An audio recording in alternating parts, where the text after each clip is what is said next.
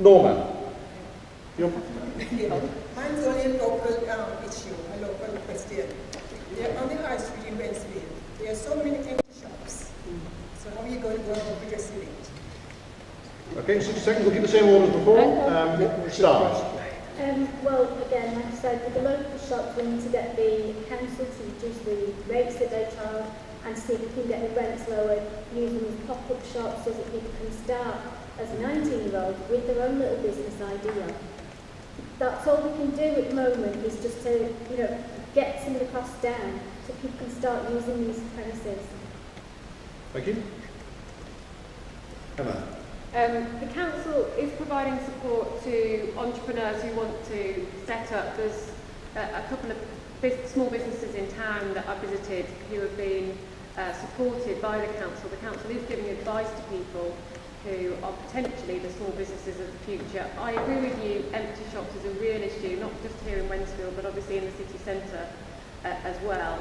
Although Bentley Bridge is a great success, and there are lots of people employed at Bentley Bridge with, pretty new shops, and it's been a great success story, I do worry because of the convenient parking, and it's really busy if you go there at a weekend, that actually that is pulling away a lot of the demand from the high street, both here in Wednesfield but also in the city centre. I believe that we need to regenerate areas to attract further investment in, but it's not easy and it's not something that we've done overnight, but it is something that the council is working hard on and something that I'm prioritising locally as well. Thank you. Darren. Yeah, I agree with a lot of what's been said. Up and down the country, there are a lot of shops that are being made vacant. But we've been down to Wednesfield High Street and see it all there with the ex-cop building and everything else. Certainly I agree with the Best Shop campaign, something we did in Andover, just to generate a little bit of interest. Pop-up shops, which was, as mentioned by UKIP there, is something I've been involved in as well. Just where and it really comes down to the local authorities to allow this to happen, to reduce the business rates and actually be positive about trying to do that and encouraging people. And the first 6 months, you reduce the business rates right down so people can put a shop in place and have a shop window on the high street for a reduced rate so they can get started and then swap over like that. So those are good things that we can do. I find it interesting that there's a lot of focus on this new project that's going to happen at the Manda Centre, which will force people to get on a bus, which costs a lot of money, not a lot of money, to travel to, but then they're pulling down community shops in Heathtown. So I think very much keep the community, build houses on brownfield sites, not build them everywhere in spaces and in community shops. Thank you.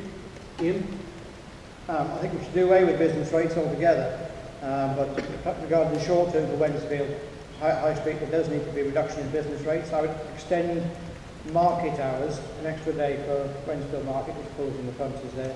It needs some more pleasant place to shop as well. Maybe perhaps have more cafe, encourage more cafe developments there with eateries on the front of Wednesfield High Street. I think something needs to be done about the canal and also about the buses. I think the bus fares are too expensive, and to get people into Wednesfield High Street, perhaps we need the bus for £2.20 for a single bus trip is outrageous. That needs to come down. People can shop more in traditional centres then rather than go in their cars to Etheridge. Thank you. And Becky. Yeah, we'll look at the high business rates. In September 2014, 1 in 3 shops in England were empty at 11%, but in Wolverhampton that percentage was 22.4%. What we also need to remember is that we need to stop cutting benefits because people in Wolverhampton spend 90 to 100% of their income in Wolverhampton. It was reported in the Express and Star that we were voted the 6th most unhealthiest high street in the country, based on fast food joints, floor brokers, etc.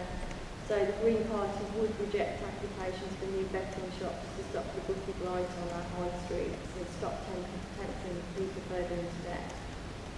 And basically, we do need to get, the co-op shut now. We're having more and more empty shops, and like I said, Bentley Bridge is great, but people seem to be gravitating over there more than supporting our local shops, and we need to try and get that back in use.